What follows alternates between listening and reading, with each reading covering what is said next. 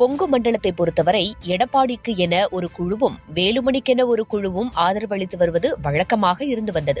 ஆனால் தொடர்ச்சியாக எடப்பாடி பழனிசாமியின் ஆட்சி தோல்வியால் கொங்கு மண்டலத்தில் மக்கள் மற்றும் கழக நிர்வாகிகளின் பார்வை SP வேலுமணி பக்கம் அதிகமாக உள்ளது. இந்த மாற்றம் கட்சிக்குள் மட்டுமல்ல, பொதுவெளியிலும் பரவலாக பேசப்பட்டு வருகிறது.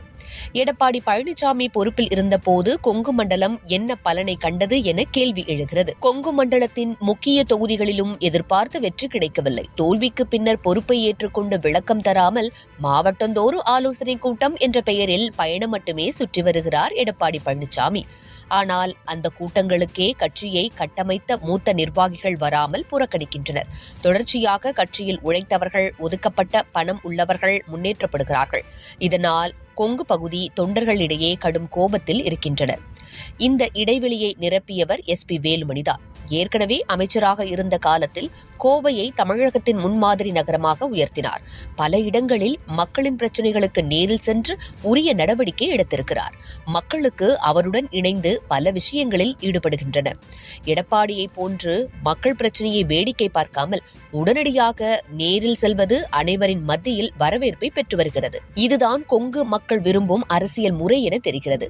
அதிகாரத்தை கண்டு அஞ்சாமல் மக்களோடு நிற்பதில் தொடங்கி உழைப்பாளிகளை கௌரவிப்பது, பதவி ஆசைக்காக அல்லாமல் பொதுமக்களுக்காக குரல் கொடுப்பது என அனைத்தும் SP வேலுமணி செய்து வருகிறார்.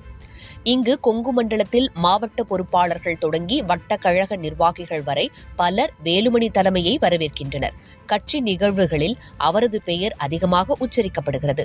அம்மாவின் வழியை பின்பற்றும் தலைவர் வேலுமணிதான் என கூறி வருகின்றனர்.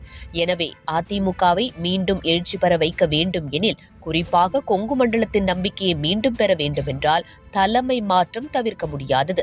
இதனைத் தொடர்ந்து அதிமுகவின் அடுத்த பொதுச் செயலாளராக SP வேலுமணிதான் வரப்போகிறார் என்று செய்தி பரவ தொடங்கியதில் இருந்து இளைஞர்கள், தொண்டர்கள் முதற்கொண்டு அனைவரும் இரவு நேரங்களில் அவரை சந்திப்பதற்கு தொடர்ச்சியாக சென்று வருவதாக செய்திகள் வெளியாகி வருகிறது. இதன் மூலம் கொங்கு மண்டலத்தின் ஆதரவு முழுமையாக மாறி வருவது தெரிகிறது. அது மட்டுமின்றி மற்ற மாநிலங்களில் இருந்தும் SP வேலுமணியை சந்திப்பதற்கு தொடர்ச்சியாக நபர்கள் வந்த வண்ணம் உள்ளனர். எனவே அதிமுகவின் அடுத்த பொதுச் செயலாளராக SP வேலுமணி அவர்கள் பொறுப்பேற்க வேண்டும். இதுவே கொங்கு மண்டலமும் கழகமும் விரும்பும் ஒரே தீர்வாகும்.